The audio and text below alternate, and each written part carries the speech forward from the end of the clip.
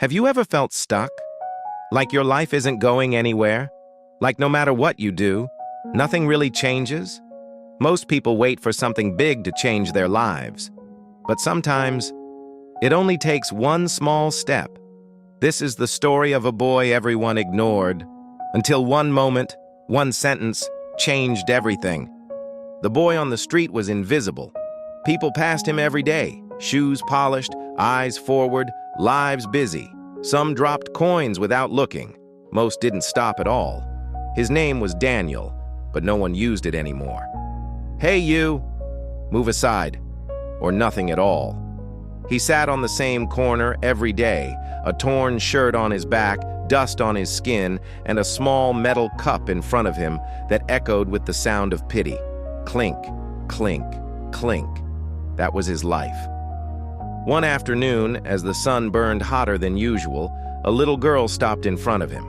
She couldn't have been more than 7. Daniel didn't look up at first. He had learned not to expect anything, but she didn't drop money. She just stood there, watching him, curious. "Why do you sit here every day?" she asked. Her voice was soft, but direct. Daniel shifted uncomfortably. No one had asked him that in years.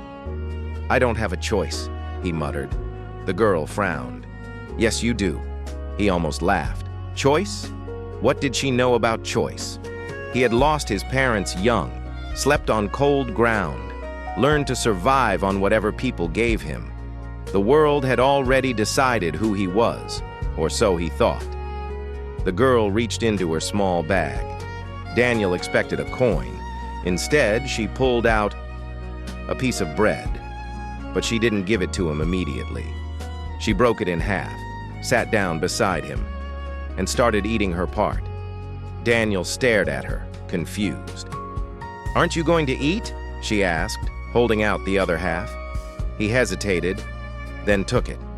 It was warm, fresh, real food.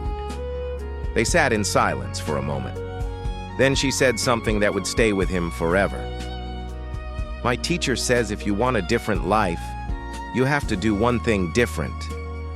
Daniel looked at her. "That's all?" he asked. She nodded, as if it were obvious. "One small thing," she said. "Not big, just different." Before he could respond, a woman called out from across the street. "Amara, let's go!" The girl stood up quickly. She waved at him. "Bye!" And just like that, she was gone. Daniel sat there, holding the last piece of bread. One small thing different. He repeated the words quietly. They sounded simple, too simple.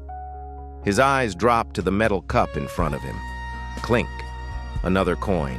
Same life, same day, same story. That night, as the city quieted and the streets emptied, Daniel couldn't sleep. Not because of hunger, but because of a thought. A small, stubborn thought that wouldn't leave him alone. What if she's right? The next morning, everything felt the same. The same cold air, the same empty stomach, the same corner. He sat down, placed the cup in front of him, and waited. People passed, coins dropped, nothing changed, until suddenly, he stood up. His heart started racing. "This is stupid," he whispered. But he didn't sit back down. Instead, he picked up his cup and stepped away from the corner. One step. That was all. One step away from the place he had called his life. He didn't know where he was going. He didn't have a plan. People stared at him as he walked, confused, maybe even annoyed.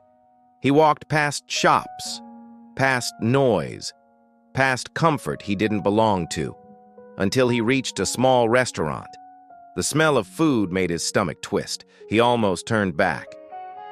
"Go sit down," fear whispered. "This isn't your place." But then he remembered. One small thing different. He walked in, slowly, uncertain. The room went quiet for a moment. The owner looked at him, eyes scanning his torn clothes, his thin frame. "What do you want?" the man asked. Daniel swallowed. This was it.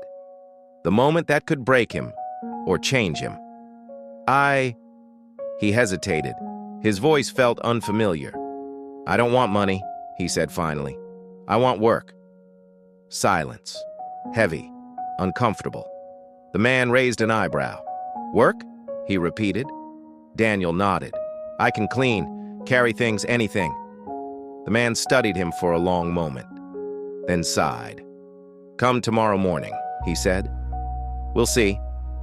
It wasn't a promise. It wasn't success. But it was something. Something Daniel had never had before. A chance. That night, he didn't go back to his usual corner. He found a place nearby and sat down, holding his empty cup. For the first time, it didn't feel like his identity. Just an object. The next morning, he showed up. Early, nervous, ready. Days turned into weeks. The work was hard. People still judged him. Some days he wanted to quit, but he didn't, because he knew the truth now. It didn't start with a miracle. It started with a step. Months later, Daniel stood outside that same restaurant. But this time, not as a beggar, as someone who belonged. Clean clothes, steady hands, eyes that no longer avoided the world. One afternoon, a small girl passed by. He recognized her instantly. "Amara," he called. She turned, surprised, then smiled. "It's you," she said. Daniel nodded. "You were right," he said. "About what?" she asked. He smiled softly. "About one small thing." She grinned, like it was never a big deal. And maybe to her it wasn't.